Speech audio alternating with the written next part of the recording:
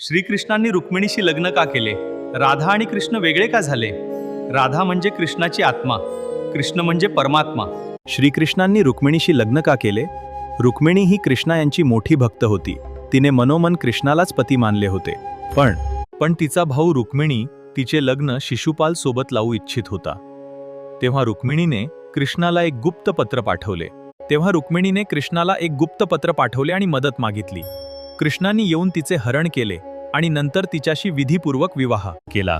त्यामुळे हे लग्न भक्ती, संरक्षण आणि धर्मासाठी झाले असे मानले जाते आहे.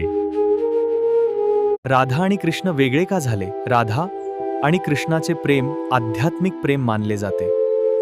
वृंदावनात त्यांची लीला झाली, पण पुढे कृष्णाला मथुरा आणि द्वारका येथे धर्मकार्य करावे लागले.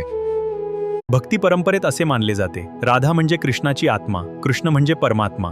म्हणून त्यांचे लग्न झाले नसले तरी त्यांचे प्रेम कधीच वेगळे झाले नाही. म्हणूनच आजही लोक राधे कृष्ण असेच नाव एकत्र घेतात आणि मानतात, जय श्री कृष्ण यते रीती वा.